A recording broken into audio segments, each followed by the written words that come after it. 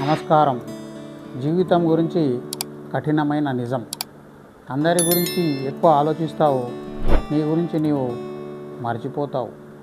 వాళ్ళ కష్టాలన్నీ నువ్వు సొంత కష్టాల్లా ఫీల్ అవుతావు, వాళ్ళ బాధని నీ బాధలా చూస్తావు. ఫోన్ రింగ్ అవ్వగానే ఎవడో వాడి ప్రాబ్లం చెప్పుకుంటే నీ పక్కన పడేసి వాడి కోసం పరిగెడుకుంటూ వెళ్తావు. జేబులో డబ్బులు లేకపోయినా ఎవడో అడిగాడని వాడు అడగగానే ఇచ్చేస్తావు. నీకు వాడు నచ్చకపోయినా, నీకు సంబంధం లేకపోయినా వాడికి నో చెప్తే ఏమనుకుంటాడో అనే ఒక భయంతో వానికి ఎస్ చెప్తావు. ఈ పిచ్చితనం వల్ల నీకు ఏం వస్తుంది? ఒక టెంపరరీ సాటిస్ఫాక్షన్ తప్ప. నేను మంచోడిని, నేను హెల్ప్ చేశాను అని ఒక చిన్న ఫీలింగ్ తప్ప, అంతే. కానీ ఇప్పుడు నిజం చెప్తా విను.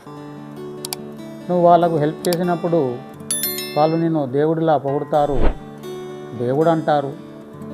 కానీ నీకు అవసరం వచ్చినప్పుడు, నీకు సపోర్ట్ కావాల్సి వచ్చినప్పుడు ఒక్కడు కూడా ఫోన్ ఎత్తాడు.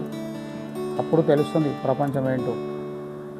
గుర్తుపెట్టుకో, నువ్వు కష్టాలు పడితే ఎవరు చూడరు.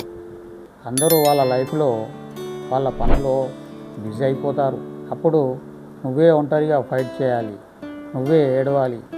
నీ మంచితనమే నిన్ను మోసం చేస్తుంది, నీ మంచితనమే నీకు మొదటి శత్రువు.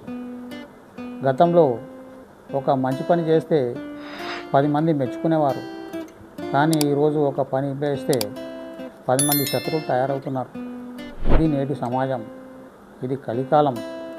కాబట్టి ఎంతలో ఉండాలో అంతలే ఉండు. నమస్తే.